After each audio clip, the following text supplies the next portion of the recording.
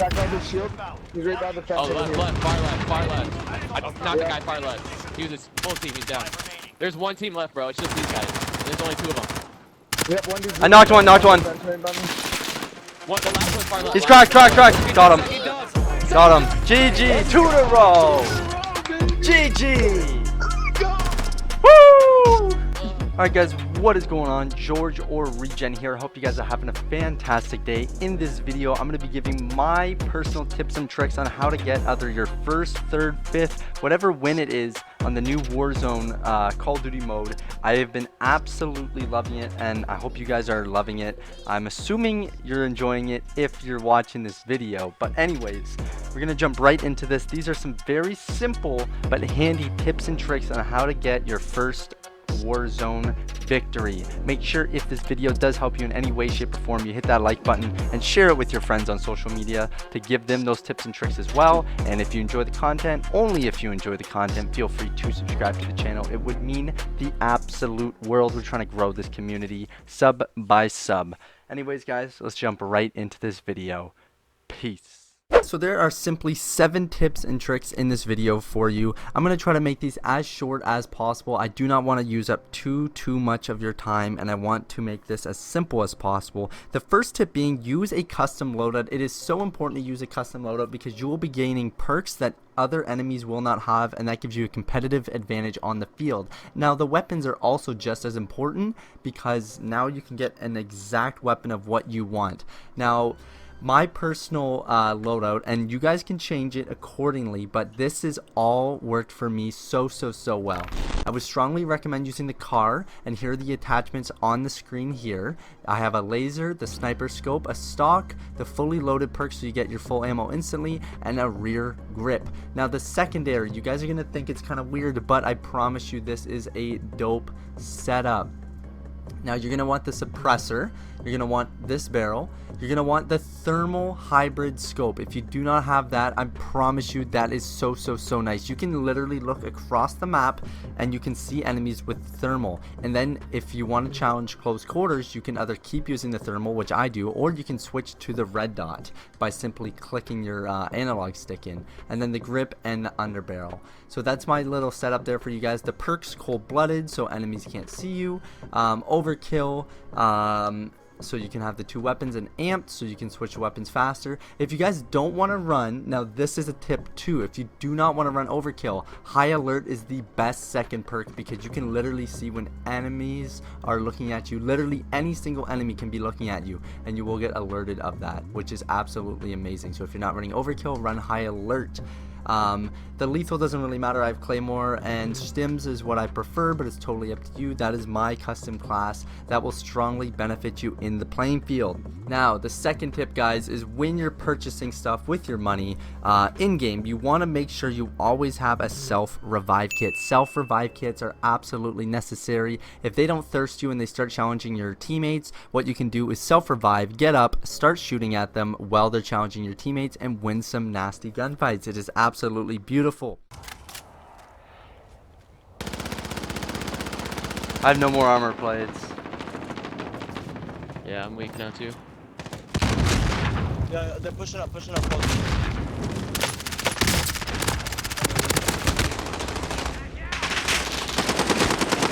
Yo, he's on me. Knocked one down. Bro, there's 2 squads here. I knocked the other one. Full squad wipe. Well done. Let's go. Third tip, have kill streaks for the end game. Now you can obviously use kill streaks during any moment of the game. The 2 kill streaks that I feel like work the best are precision airstrike and UAVs. Those are the 2 best perks, or the 2 best kill streaks to have end game. What you do is once you get down to about 20 to 15 people left, you call in that UAV and save the precision airstrike for when you feel a team of 3. Always use it on a team of 3 because that's your biggest threat in the game mode WarZone. You want to be able to challenge the 2-mans and 1-mans in the end circle so you have that competitive advantage. So always have kill streaks for end circle. You can use them at any point in the game, but make sure you find a shop and buy them for the last circle. Yo, I would use that UAV. Top left. One to our right. 2 to our 3. Do you want to challenge left or no? I think we go left. Just so we can get the position. Guy, knocked one left.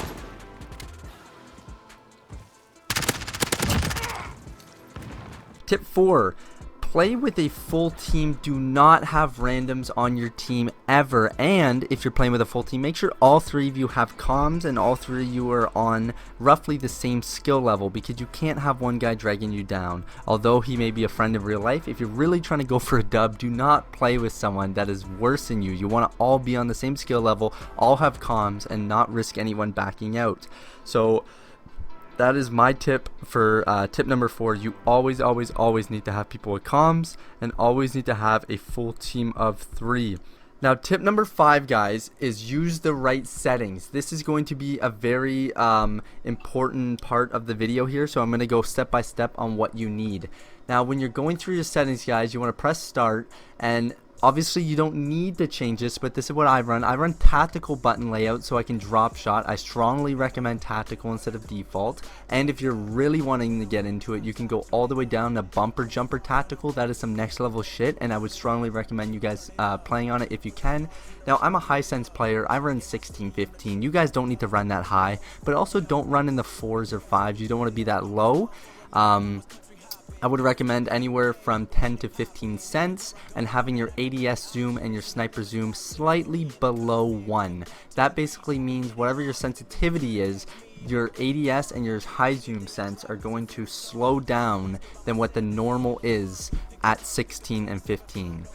I hope that makes sense to you guys. Aim response type curve, I leave on standard. I play with controller vibration because I'm used to it, but you guys, I promise you, this is a big tip, and I made a Fortnite video about 1.5 to 2 years ago. You want to have controller vibration off only because when someone shoots at you or your controller is vibrating, that is one more distraction on the battlefield that will actually hinder your performance when playing. So although I have mine on, do as I say, not as I do, I would strongly recommend disabling that. It will help you guys out. Aim assist, I have it on standard.